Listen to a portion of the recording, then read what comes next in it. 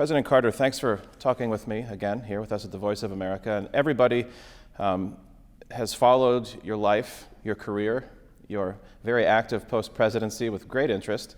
And you're about to turn 95 years old. It's an age no president has ever reached. Are you in a moment of more reflection at this time in your life? Yes, I'm withdrawing to some degree from the Carter Center and letting my grandson take over as chairman of the board. And we're getting a new chief executive officer as well soon. And so I'm withdrawing my active participation. I used to travel to Africa 3 or 4 times a year and always to China and so forth. So I've cut back on my foreign travel, but I'm still, involved in the Carter Center. Is it hard for you to scale back, to stop doing certain things? Well, it's kind of easy. I fell down a few months ago and broke my left hip, so I'm going to learn how to walk again, and so my actual movements are restrained a little bit, but I'm still active, mentally and get involved in the Carter Center affairs when I'm needed. When I talked to you when you turned 90, I think the headline for the story was, at 90 years old, President Carter shows no signs of slowing down. Physically, you might be slowing down, but still, you're still engaged. I mean, do you feel that you're slowing down at all? Or, I mean, you're still committed, you're still active, you still have things you want to accomplish? No, I still feel just about as active as I ever was, but my overseas movements are restrained because of age and health. But we're in fairly good health, the doctors say, and we get a lot of physical therapy these days, which is very difficult. But everything's going fine, I think. Your last book that came out was titled Faith, which has been a very central and key part of your life and an important part of your life. How important has faith been in helping you get through some of the health setbacks that you've had recently? Well, I have a lot of different kind of faith. One is faith in my religion. I happen to be a Christian, and so that's been very important to me. I have faith in my family and in the integrity of the Carter Center and the worth of the Carter Center, and I have faith in my local community as well, Plains, where you've been often, and so I have faith in a lot of things, but I would say I still adhere to the advice my school principal gave me. We must accommodate changing times, and these are really changing times, but cling to principles that never do change. So I have faith in those, principles like telling the truth and helping other people and so forth. Plains is not a town that seems to have changed much at all, though, right? No, we kind of deliberately approached Plains about 1937. When I was a teenager. And so we try to, in Plains, accommodate changing times, but cling to principles like friendship and welcome and hospitality and deep religious faith. We have about 700 people in Plains, and we have 11 churches. So we have heavily, Christian community. And that means a lot to all of us. The schoolhouse is the center of our activities now, and the park service goes, and all of our churches are doing pretty well. You have a new pastor at Maranatha Baptist Church. Is there sort of a reinvigorated sense of community in your church now? Yeah, we have an African-American pastor now, and he has really brought a lot of new vigor and new activity and reaching out to the community for our small congregation. And we welcome visitors twice a month when I teach. We have, sometimes 600 visitors crowd into our church, and we only have about 30 regular members, so it's quite an exciting thing for Plains when that happens. And you've scaled back your participation in Sunday school now to about twice a month? Twice a month, yes. But it's still a major event. I mean, it's a major event for our little church, and it's also a major event for Plains, as a matter of fact.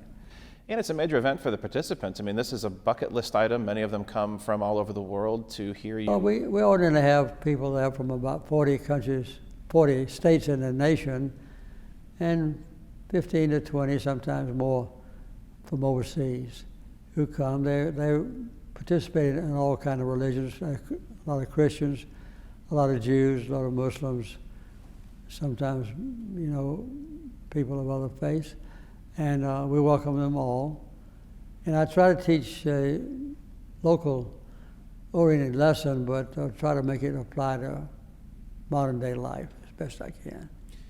As a participant in the church event, when you're sitting in the pews listening to you talk, that's one part of the experience. Nobody knows what it's like to be you there behind the podium teaching to this entirely international large crowd that comes to hear you talk. Does it give you a sense of vigor? Does it give you a sense of commitment to keep doing this when you see all of those people there who It came to does. listen? Yeah, I see how sometimes people start getting there Saturday afternoon, and they arrive all night in parking up pecan orchard around the church, and so by 7 o'clock in the Sunday morning, the church is filled up, and so those people are very eager to come, to hear a politician teach the Bible, which is kind of a curiosity, I guess, to some. And they all want to get a photograph with me and my wife, which we always try to do. And that takes about half an hour, sometimes an hour after church is over, to do that. But it's a welcome excitement in my life. It's not just planes, though. Here at the Conversations at the Carter Center event yesterday, it sold out in 5 minutes. You're a hot ticket item. Well, my wife and I both, we have our own following, and tonight I'll be speaking to about 2,500 or 3,000 Emory College students who come and just primarily to ask me questions about current events and so forth. And in that crowd, there are a lot of young people who are coming to listen to what you have to say. And in this crowd here at the Conversations at the Carter Center, there's many students, many young people. Even though you're 95 years old and your presidency was 40 years ago, you are resonating with an entirely new generation of Americans that weren't even alive when you were president. Well, that's true. And we have 10 grandchildren and 14 or 15 great-grandchildren, so they visit us in planes a lot, and they keep me and my wife young, at least dealing with young people's affairs and their interests and so forth. So that makes it easier for me to teach at Emory University, where I have taught now for, I think this is my 38th year. So your own family is giving you some help or some experience in reaching the younger. The family affairs, kind of break the ice with me and young college students, most of whom, were not living when I was active in politics. And even though they weren't living, President Carter, there are still many issues that you had to tackle while you were in the White House that are still a concern in our world today. I mean, you talked a little bit about it last night at the Conversations at the Carter Center event, but peace in the Middle East was a hallmark of your presidency. The Camp David Peace Accords, 41 years ago, are still in place today. Not a sentence of which has been broken to this point. It's the only successful peace agreement in the Middle East executed thus far. Between Israel and Egypt, that's true. The peace treaty we negotiated, that Begin and Sadat and I negotiated more than 40 years ago, is now, still intact. And I would say that the relationship between the Egyptian people and the Israeli people are more intense and more personal, more friendly than they ever were before. Unfortunately, Israel hasn't followed up adequately on the agreement to give the Palestinians what they consider to be their basic human rights. But the election in Israel that's going on right now holds a lot of impact on the future. And I don't know how much it'll change things, but at least we keep glimmers of hope for peace between Israel and her neighbors, which is one of the main goals that I've had in my life as far as foreign affairs is concerned, for 30 or 40 years. Other presidents have tried to use the Camp David peace accords as a model for other peace agreements, and none of them have been successful, including other agreements between Israel and some of its warring neighbors. Why do you think you succeeded and others have failed? Well, I had an intense interest in the subject. I had studied the Bible, as far as background on Judaism and Christianity and the interrelationship among people that for many years before I went to Camp David. And I had two very stalwart and courageous political leaders in Anwar Sadat in Egypt and with Menachem Begin in Israel as well. So all three of us wanted to have peace.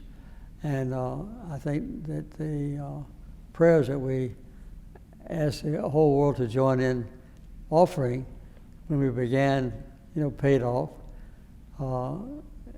We still need peace in the Holy Land. And so that's still one of my dreams for the future. It's not as bright a prospect as it was, 30, 40 years ago, but it still burns in the hearts and souls of many people in the Middle East. Last night at the event also, too, you mentioned, I was here in 2015 during your press conference announcing that you were dealing with cancer. And one of the most resonating things in the exchange that you had with us reporters in the audience that day was that you still wanted to see the eradication of Guinea worm in your lifetime. Yeah, I still do. And we're making progress with a lot of unforeseen obstacles boiling down to local situations and the infusion of dogs and other animals into the equation, which we never anticipated earlier. So we still have about 20, in the neighborhood of 25 cases of Guinea worm, but we started out with 3.5 million. So that's still good progress, but we're working on it, and we're determined at the Carter Center to succeed. Last night, there was this mentioning that you want to shift the way that you're reporting the success or the progress of some of these health initiatives, and that's to talk about cases that are no longer in existence or cases that have already been solved. And I think Guinea worm's a really good example of this, perhaps to illustrate this point. Even though there might be several dozen human cases currently in the world, it's a remarkable thing to go from 3.5 million some 30 years ago to 30 or 36 even. And we had Guinea worm in 21 countries now. Now we only have primarily in Chad and one case in 2 other countries. So we've cut down the number of cases, a number of in the world, and we think we've prevented maybe 80 million people from having Guinea worm that would have had it otherwise. So we've made very good progress, but we still have a little ways to go. But even if it's not totally eradicated in your lifetime, surely you must accept some sense of accomplishment in those statistics, right? Well, I do. Part of it's rationalization, and part of it is genuine pride and statistical analysis. We've made a lot of progress, there's no doubt about that. There's also a new direction you want the Carter Center to embark upon, and that's focusing on peace, essentially. Well, we've always worked for peace around the world, but we've kind of ignored the United States. And I gave some statistics last night, I believe. We've been a country now for 243 years. We've only been completely at peace for 16 of those years. We've been at war 220-something years. So the United States is still one of the most warlike countries in the world, believing, many of our people believe, that it's okay to go to war with somebody else if we're going to change their way of government to look like ours. And that's an incorrect thing. So I think most of the wars in which we've been involved in recent years, beginning with the Vietnam War and maybe back in the Korean War, and certainly those wars in Iraq and Afghanistan and Syria and Yemen and so forth, are just completely unnecessary. So the Carter Center is going to concentrate more on maintaining peace, including with the United States and other countries. And we're also going to try to be #1 nation in the world, not only in peace, but also human rights and environmental equality, and the treatment of everybody as equals, no matter what their religion might be, or no matter what party they might be, or whether they be African American or white or Hispanic, and no matter what their religious orientation might be. So to treat everybody equal is one of the primary foundations of the Universal Declaration of Human Rights. President Carter, you are in a rarefied position in the world in which you understand what it means to sit in the Oval Office and have to deal with difficult decisions, the politics of our country. Who was your presidential role model, or the president you admired most, and how did you maybe try to emulate him, and how do you compare that with the political moment we find ourselves in today? Well, my favorite president that lived during my lifetime was Harry Truman. When I was in the submarine force, Harry Truman ordained 7 or 8 years before Martin Luther King and Rosa Parks came along that there would be an end to racial segregation in the military services and also in the civil service. And he took a lot of grief because of that condemnation from people in the South and other places. So Harry Truman was always my hero. And I tried as best I could to emulate what he had done. I think, so far as I know, Harry Truman always tried to tell the truth when he was in office. He faced some very difficult, issues with courage and I think with clarity. And I tried to pattern my administration to some degree after him. The truth, never telling a lie to the American public, honesty. Some of the people I talked to after your event last night said those are the important qualities you had that they feel lack in today's political discourse. Well, I think we have an administration now that has told maybe thousands of lies since it's been in office. And I tried as best I could, and I think basically succeeded. We always told the truth to the American people. And all of my assistants in the White House knew that was my policy, and I think they tried to comply with that also.